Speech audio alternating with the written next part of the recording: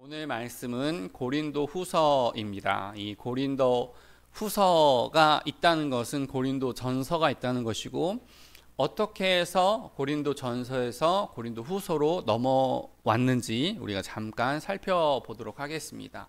이 고린도 교회는 바울이 2차 전도 여행 중에 이렇게 세워진 교회입니다. 우리가 크레타 섬이라는 곳도 굉장히 사람들이 거칠고 죄가 많았던 것처럼 이 고린도에도 항구 도시이고 또한 여러 가지 것들이 오가면서 참 타락이 많고 거짓이 많은 그런 곳이었습니다. 이런 곳에 교회가 세워지고 이제 바울은 이제 에베소에 있는데 근로의 집이라고 하는 그런 사람들로부터 이렇게 바울에게 소식이 도착합니다. 이 고린도 교회가 매우 문제가 많다는 거예요. 그래가지고 여러 가지가 있는데 첫 번째는 바울파, 아볼로파, 예수파, 바울파 이렇게 파가 갈라져서 싸운다는 거예요. 그러나 바울은 우리가 다 예수의 사람 아니냐, 우리는 다 예수파다. 그러니까 바울, 게바, 이런 아볼로 이런 사람이 중요한 게 아니라 예수님께 집중하라, 그런 말씀을 남겼어요. 그 다음에 조금 충격적인 것이 아들인데 새엄마가 있었나 봐요. 계모가 있었나 봐요. 그 계모와 음행한 사람이 있었어요. 그런데 우리가 기독교 정상적인 기독교인이라고 생각한다면 자신이 음행을 행했다면 그것을 평생 가슴 아파하면서 죄송하다, 하나님께 정말 큰 죄를 지었다, 그 사람에게도 큰 죄를 지었다, 이거를 이제 그럴 텐데 그거를 교회 공동체에 이야기를 했다는 거예요. 우리가 교회 공동체에 이야기를 했다는 것이, 그러니까 음행을 저질렀는데 그게 어떻게 해서 드러났는데 그런 것도 참 수치스러운데 자기가 얘기를 했는데 이게 고백이 아니라는 거죠. 내가 사실은 이런 죄를 지었는데 나를 위해 기도해 주세요. 난 정말 죄에 너무 연약한 자입니다. 그 모임 중에 그런 얘기를 했다는 것도 충격적인 일인데 그렇게 하지를 않고 자랑을 했다는 거예요. 자랑.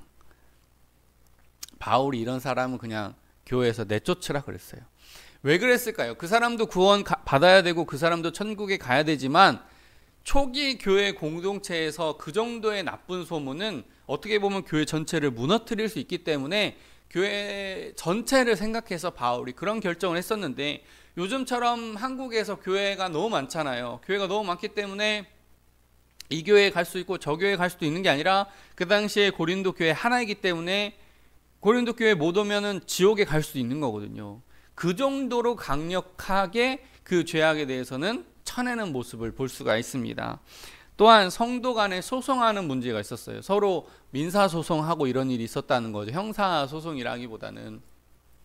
그런데 성경에는 바울은 뭐라고 얘기하냐면 소송을 할 바에야 손해를 보라, 그렇게 되어 있어요. 근데 참 이게 이 말씀이 악용이 많이 된다는 게 가슴이 아파요. 목사는 당연히 소송하지 않아야 된다, 믿는 사람은 당연히 소송하지 않아야 된다. 이게 어떻게 보면 세상 말로 국룰이라고 그래요. 국룰. 그러니까 막 헌법이나 법으로 강제하진 않지만은 당연히 그렇게 해야 되는 것으로 받아들여지다 보니까 이걸 악용하는 교회에 나쁜 사람들이 있습니다. 교회가 어떤 목사님이 계신 은퇴를 했어요. 다음 목사님이 왔습니다. 교회가 부흥이 됐어요. 그런데 목사님의 힘이 너무 세지는 거를 싫어해서 장로님들이 이 목사님을 억지로 무슨 꼬투리를 잡아가지고 나가라고 하는 거예요. 목사님이 내가 무슨 잘못이 있냐, 정말 이 온 교회 다 헌신하고 심지어 부흥까지 시켰는데, 부흥도 됐는데 왜 나보고 나가라고 하느냐, 이렇게 싸움이, 소송이 붙은 게 있는 거예요. 그런데 바울은요, 교회의 어떤 이미지를 생각해서 손해보고 헌신하고 희생하는 것을 당연히 생각하기 때문에 소송하지 말으라고 했는데 이거를 악용해가지고 목사님을 흔드는 이런 일이 발생을 했다는 거죠. 그래서 이 목사님이 끝까지 싸웠어요. 이 목사님이 이 고린도 후서의 말씀을 몰랐을까요? 목사님까지 되셨는데 알았는데도 한번 이렇게 싸워본 거예요. 그런데 한편으로 이해도 돼요. 워낙 이 소송하지 말라고 하는 것이 어떻게 보면 세상 말로 국룰처럼 굳어지다 보니까 이렇게 내가 나쁜 짓을 저질러도 소송 못하겠지라고 믿고 까부는 그런 엉뚱한 세력들이 있다는 거예요. 그래서 그 목사님은 나는 끝까지 싸워봤다라고 하는데 성경에는 어긋났지만 그 성경을 악용하는 사람들을 자제시키기 위해서라도 가끔은 이렇게 의를 한번 세워보려고 노력하는 목사님도 필요하구나, 그런 생각도 들었어요. 제가 이 성경 말씀을 부정하는 게 아닙니다. 그렇지만 이 성경 말씀을 악용해서도 안 된다는 거예요. 그 다음에 결혼 생활과 독신에 대한 여러 가지 오해도 있어요. 결혼을 어떻게 부득이 결혼 생활을 유지하지 못하고 독신이 되는 경우에 빨리 재혼해라, 빨리 재혼해라, 이런 사람도 있었겠죠. 또 시집가지 못하는 뭐 노총각, 노처녀들을 향해서 빨리 시집가라, 빨리 장가가라. 요즘에 우리 대한민국에도 그런 문화가 많잖아요. 그런데 요즘의 트렌드는 자식들이 부모 말을 안 들어가지고 성공해가지고 나 부모 말 안 듣고 이렇게 성공했다, 그렇게 자랑하는 게 하나의 또 트렌드입니다. 그래서 나 부모 말 안 듣는 게 아주 그냥 자식은 당연히 부모 말을 좀 거슬러야 되는 거야. 이게 요즘 트렌드예요. 요즘 트렌드. 그러니까 자꾸 결혼하라. 그 다음에 좀 재혼이 자기가 봤을 때 재혼이 필요한 분과 재혼해라. 그 자체가 스트레스예요. 스트레스. 그러니까 바울은 뭐라 그래요? 독신이 되신 분들은 그냥 하나님께 헌신된 자로 여기라. 하나님 앞에 자기 삶을 드리는 사람들이다. 귀하게 여기라. 그런 말씀을 하고 있습니다. 그 다음에 고기를 먹을 수 있느냐 없느냐. 그 당시에 고기라고 하는 것은 대부분 우상 숭배에 바쳐진 그런 육식이죠. 고기들을 이게 그 신전에 있는 사제들이나 여자들이 다 처리를 못하니까 이걸 시장에 내다 팔아요. 그래서 대부분의 이 고기는 우상 숭배 드려졌다가 온 고기예요. 그래서 나는 고기 안 먹어 이런 채식주의자들이 있었다는 거예요. 그런데 바울은 뭐라고 설명하냐면 다 하나님이 내신 것이지, 그러면 돼지를 우상이 내었느냐, 말 못하고 힘없는 그런 우상이 낸 게 아니라 다 하나님이 내시고 다 하나님이 먹이시고 입히신 것이다. 그러니까 기도하고 먹으라, 이렇게 얘기를 했거든요. 그러나 그 채식주의자들 앞에서 굳이 고기를 먹을 필요가 있느냐. 그 사람들은 그게 믿음인데, 그 신념인데, 그 사람들 앞에서 안 먹을 수 있으면 안 먹어라, 절제해라.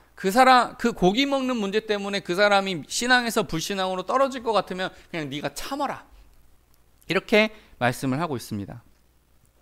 또한 성찬식 때, 성찬식이 애찬도 되거든요.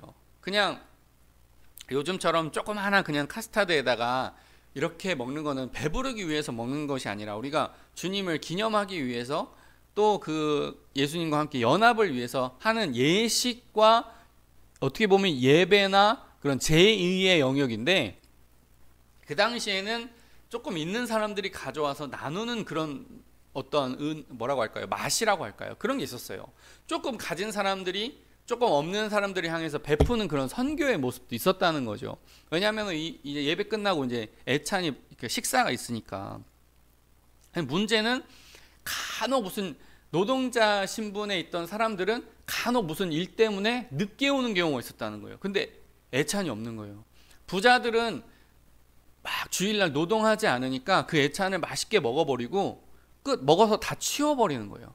가끔 이렇게 노동하다가 돌아오는 그 어떻게 보면 가난한 그런 성도들은 아예 애찬에 참석을 못하고, 어떤 사람들은 막 먹고 마셔가지고 취해가지고 막 이런 사람도 있는 반면에 아예 배고픈 사람도 있는 거예요. 그래서 바울은 성찬의 취지를 먼저 설명하는 거예요.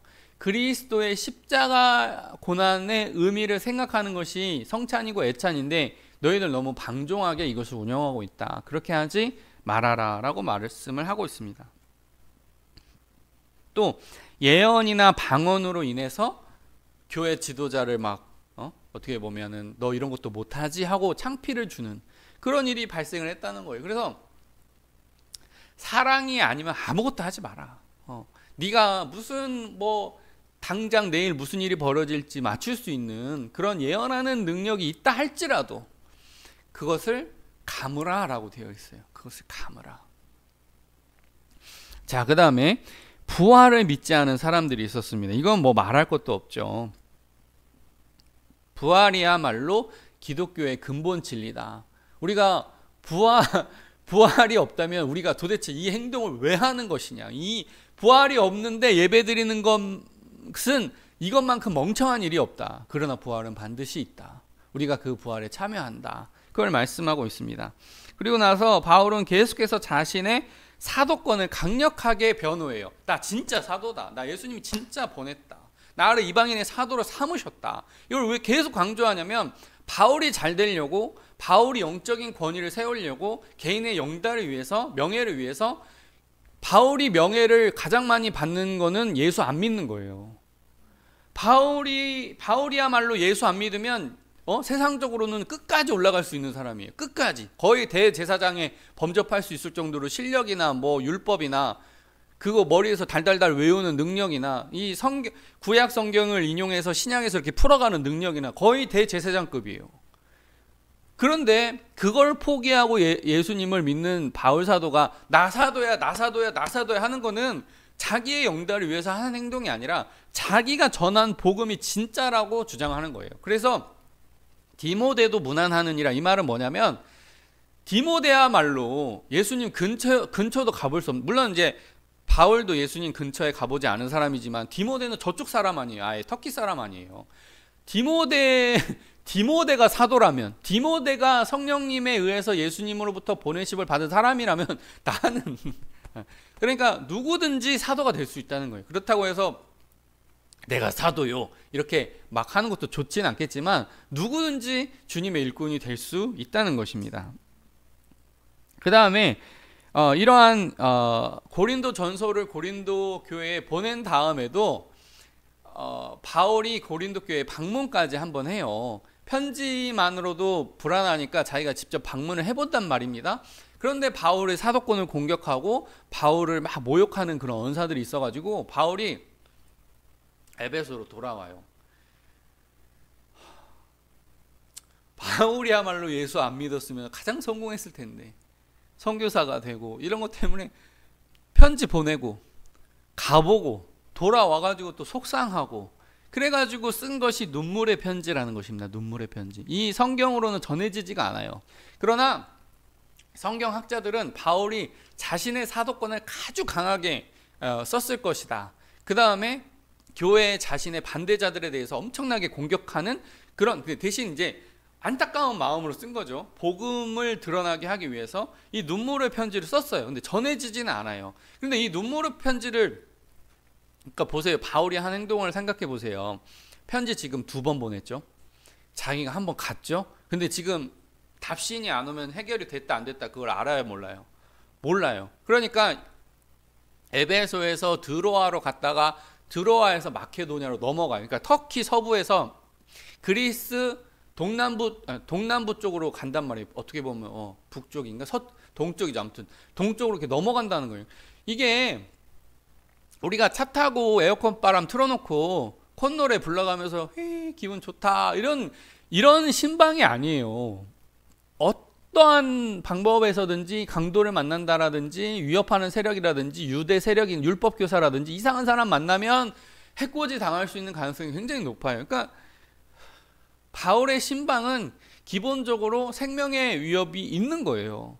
그런데도 드로아에서 마케도냐로 이렇게 넘어가면서 드디어 디도를 만나가지고 바울 사도님 드디어 고린도 교회가 진정이 됐습니다 라고 하는 소식을 들어요. 그리고 나서 고린도 후서가 쓰여지는 거예요. 오늘 말씀 1에서 2절.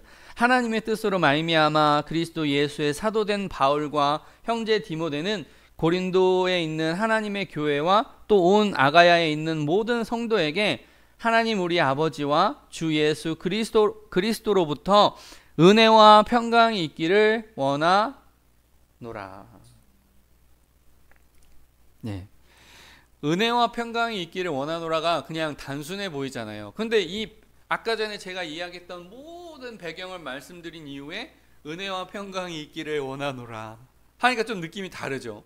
진짜 은혜와 평강이 다 없어진 막 8가지 10가지 문제가 있다 보니까 은혜가 어디 있고 평강이 어디, 맨날 싸우고 분열하고 죄로 인한 문제가 있고. 그렇지만 바울은 이제라도 은혜와 평강이 있기를 원하노라 라고 말씀을 하고 있습니다. 자, 좀 이어지는 말씀 3에서 5절. 찬송하리로다. 그는 우리 주 예수 그리스도의 하나님이시요 자비의 아버지시요 모든 위로의 하나님이시며 우리의 모든 환난 중에서 우리를 위로하사 우리로 하여금 하나님께 받은 위로로서 모든 환난 중에 있는 자들을 능히 위로하게 하시는 이시로다. 그리스도의 고난이 우리에게 넘친 것 같이 우리가 받는 위로도 그리스도로 말미암아 넘치는 도다. 아멘. 바울이 찬송하고 있대요. 참 이게 나중에도 제가 설교 뒤에도 말씀드리겠지만 찬송하고 있어요. 그래서 바울에게 큰 위로가 되고 정말 화가 변해서 복이 됐다고 말씀하고 있습니다. 몇 가지 이야기를 말씀을 드리면요.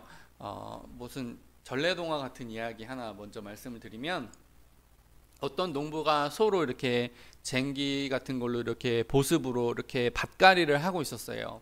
그런데 뭔가 지나가다가 쨍그랑 하는 소리가 들려가지고 이렇게 딱 보니까 뭔가 골동품 같은 게 있는데 거기가 살짝 긁혀가지고 살짝 긁힌 부분이 반짝반짝 빛나고 있었다는 거예요. 무슨 금이었다라든지 아니면 뭐 보석 같은 거였다라든지 굉장히 그 귀중한 골동품이 있었다는 거예요.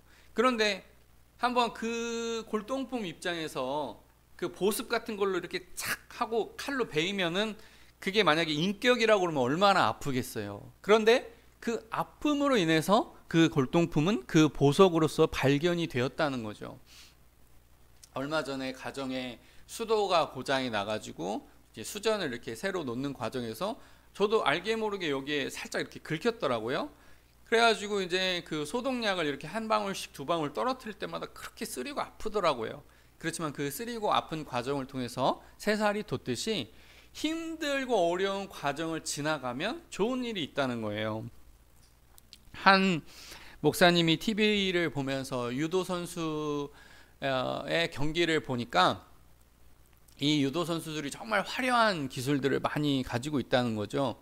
그래서 지금 뭐 이렇게 엎어치고 저렇게 엎어치고 막 누르기를 하고 고정을 시키고 막 이런 걸 봤는데 이 목사님이 나중에 알고 보니까 유도 선수들이 가장 먼저 배우는 것이 뭐냐면 낙법이라는 거예요. 낙법. 넘어지는 법부터 배운다는 거예요.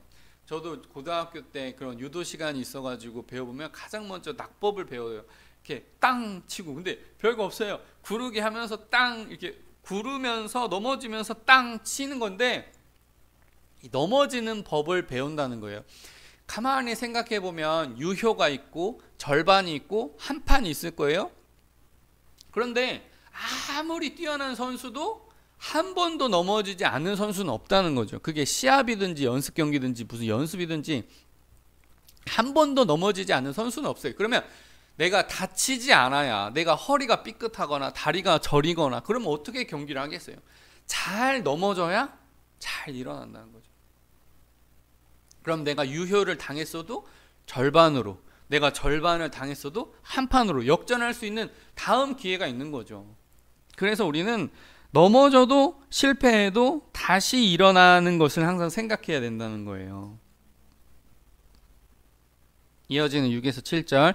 우리가 환난 당하는 것도 너희가 위로와 구원을 받게 하려는 것이요 우리가 위로를 받는 것도 너희가 위로를 받게 하려는 것이니 이 위로가 너희 속에 역사하여 우리가 받는 것 같은 고난을 너희도 견디게 하느니라. 너희를 위한 우리의 소망이 견고함은 너희가 고난에 참여하는 자가 된 것 같이 위로에도 그러할 줄을 알미라. 이 말씀은요 정말 아픈 만큼 이제 성숙한다는 건데 이제 계속되는 말씀인데 이 말씀이 정말 위트가 있는 게 뭐냐면 굉장히 진지하게 쓰여졌지만 위트가 있는 게 뭐냐면 내가 너 때문에 얼마나 마음고생했는 줄 아니? 근데 지금 위로가 있다 얘들아. 너희도 한번 전도해가지고 그 사람을 하나님께 한번 세워봐. 그러면 이 위로가 얼마나 달콤한지 너희가 알 거야. 이게 진짜 무서운 말입니다. 이게 어떠한 걸로 비유가 되냐면 부모가 자녀를 키우는데 엉뚱한 행동을 해요. 오늘도 저희 소윤이가 이게 교회 계단을 올라오면서 언니가 빨리 올라왔나 봐요. 근데 동생이 언니 같이 가! 라는 소리가 들리더라고요. 제가 여기 위에 서 있으니까. 그런데 언니는 아랑곳하지 않고 빨리 올라왔나 봐요. 그런 거 보면 우리 교회 계단이 좀 가파르잖아요. 얼마나 보이진 않지만 부모로서 무섭습니까? 그럴 때 부모가 가장 세게 복수하는 게 뭐예요? 너도 네 같은 자식 하면 나와봐. 그런 거잖아요. 너도 네 똑같이 닮은 자식 나와가지고 마음고생 해봐. 그게 이제 부모가 너무 열받았을 때 하는 말이잖아요.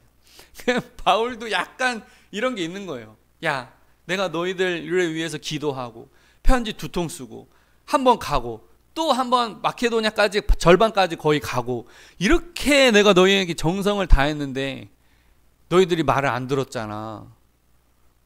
내가 얼마나 속상한 줄 아니? 그렇지만 지금 나 참 위로가 된다? 너희가 전도해가지고 그 사람을 온전한 그리스도인으로 만들기까지 얼마나 힘들지. 너희도 그 고난에 동참해. 그럼 네가 이 위로의 맛을 알 거야. 좀 무시무시한 말입니다.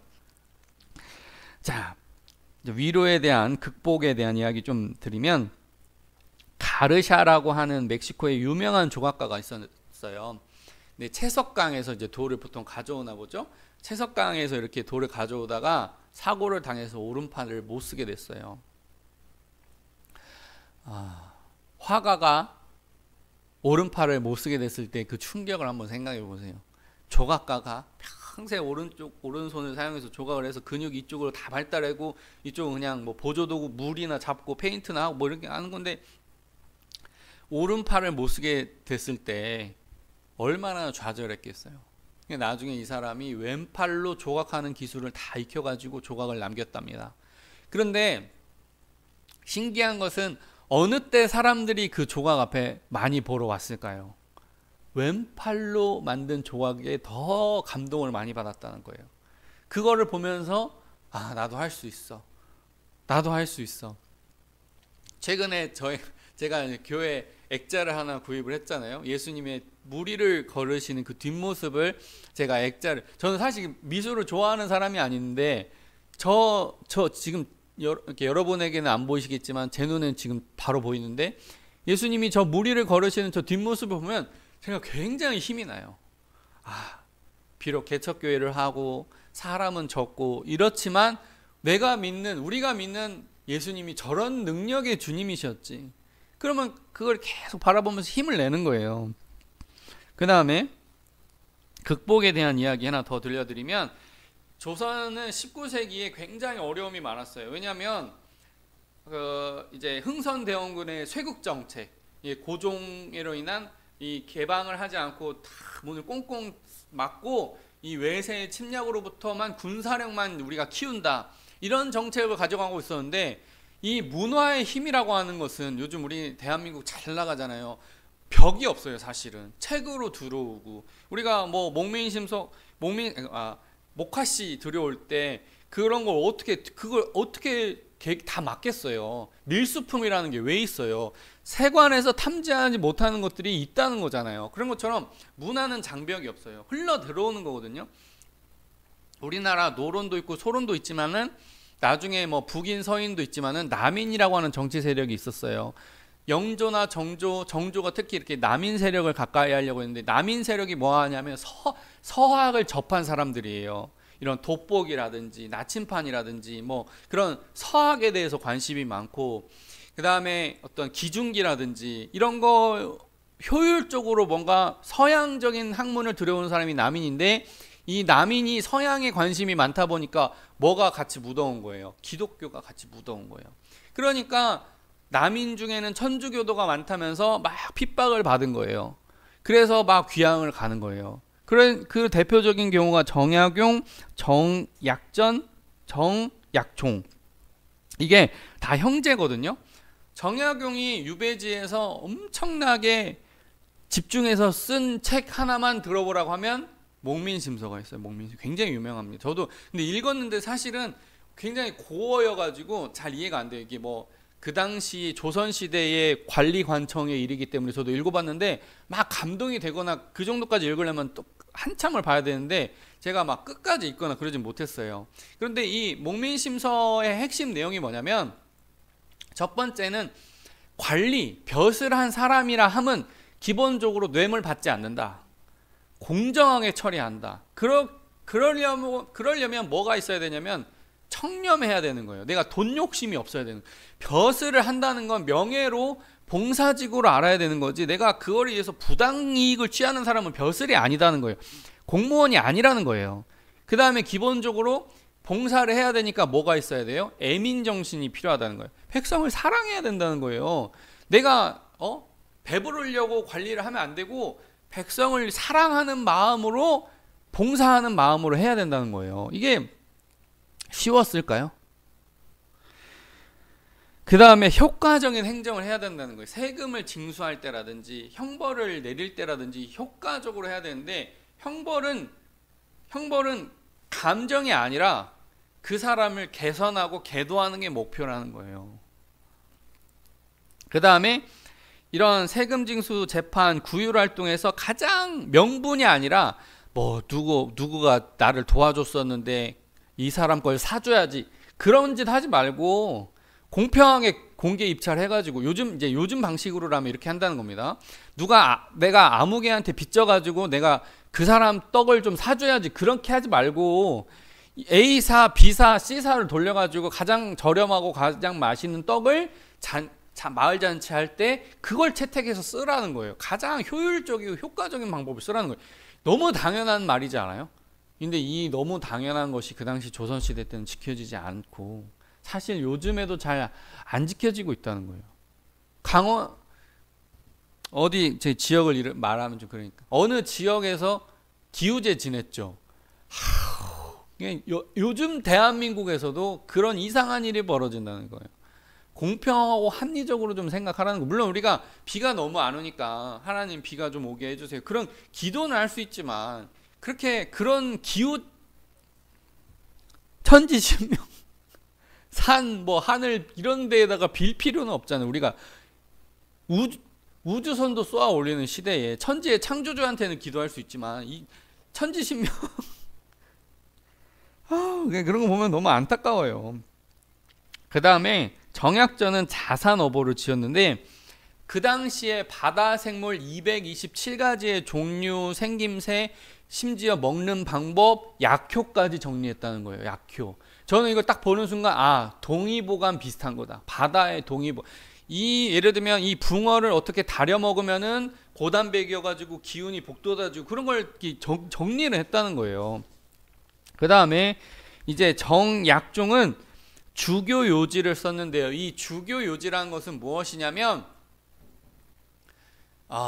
하이델베르크 교리문답 이런 거 비슷한 거예요. 왜냐하면 하나님께서 이 세상을 지으셨다, 삼위일체란 무엇인가, 예수님의 구속사란 무엇인가, 그 다음에 또 천국과 지옥이란 무엇인가, 십계명은 무엇인가, 이런 핵심 주요 교리를 한문으로 적었다, 한글로 적었다. 이걸 조금 깊이 연구하시는 분들은 조선, 그 당 19세기 조선의 기독교의 르네상스다. 한글로. 근데 그것도 굉장히 수려한 한글. 그러니까 서툴고 한글 조금 섞어가지고 그런 게 아니라 정말 수려한 한글로. 그게 아직도 있어요. 볼 수 있어요. 그걸 정리해서 배포까지 했겠죠. 근데 나중에 이분 어떻게 됐을까요? 당연히 순교했죠.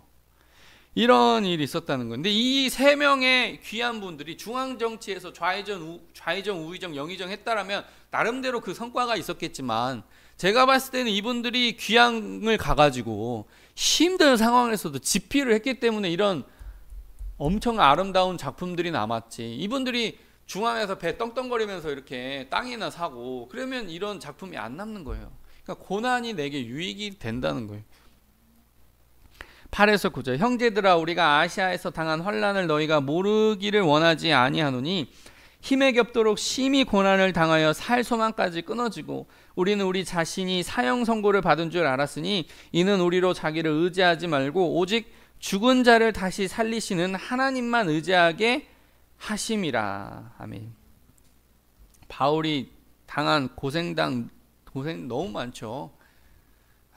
루스드라에서 돌 맞아서 죽었다가 살아나고, 또 에베소죠. 에베소에서 은장색 너무 전도를 잘해가지고 예수님 믿는 사람들은 너무 많아지고 은장색 데메드리오가 그 바울의 측근들을 데려다가 막 어떻게 보면 위협하고 대형 극장에서 막 아데미 여신이요 크다 그리고 소요 사태를 일으키고, 그리고 바울은요 개인적으로 질병도 있었어요. 안질, 눈이 100% 회복되진 않았던 것 같아요. 그래서 내가 큰 글씨로 쓰노라. 왜 그러겠어요?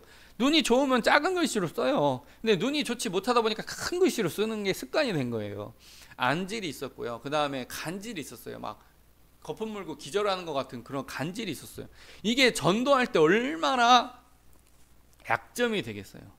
그래서 사단의 가시라고 얘기할 정도로, 가시라고 얘기할 표현이, 얼마 전에도 좀 피부병이 도준 목사님과 대화를 한 적이 있는데, 여기서 쿡쿡쿡쿡 찌르는 것까지 나아가면 100% 대상포진이라는 거예요. 대상포진은 경험을 못 해봤지만은 쿡쿡쿡쿡 찌르는 것 같은 고통을 바울이 느껴가지고 이제 살 소망이 끊어졌다. 이 말은 뭐냐면 좀 차라리 천국이나 가버렸으면, 그런 마음까지도 올라왔다는 거예요. 바울이 차라리 천국이나 가버렸으면.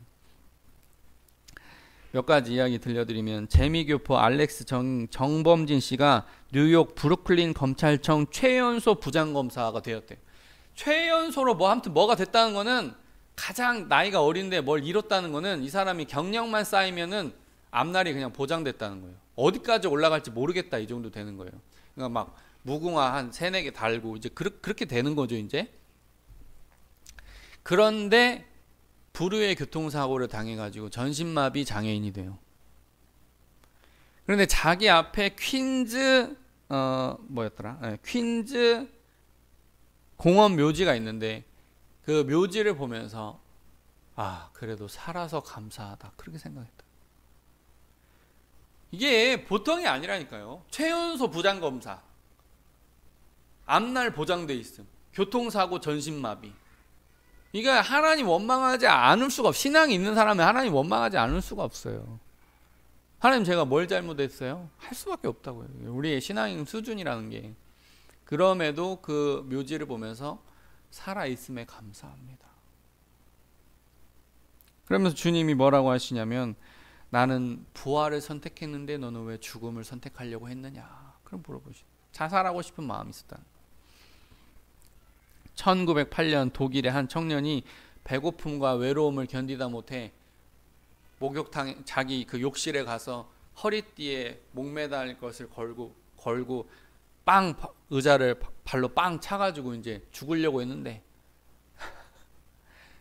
다행스럽게도 그 허리띠가 너무 낡아가지고, 가난해서 하도 허리띠가 낡아가지고 허리띠가 끊어져 버린 거예요. 그런데 살게 되니까 이 사람이 살았다 감사하다 그런 말이 튀어나왔다는, 죽으려고 했는데 살게 되니까 감사. 그러니까 바닥으로 떨어지다 보면 올라갈 것밖에 없잖아요. 이제 죽을 것을 각오하다 보니까 왜 못 살아? 됐는데 이 사람이 피아노를 열심히 쳤는데, 이 사람이 어떤 사람이냐면 쇼팽 음악의 최고 권위자 루빈스타인입니다. 그러니까 쇼팽의 음악을 이해하려면 이 사람 찾아가야 되는 거예요. 그런 사람이 됐다는 거예요. 이어지는 10에서 11절. 그가 이같이 큰 사망에서 우리를 건지셨고 또 건지실 것이며 이후에도 건지시기를 그에게 바라노라.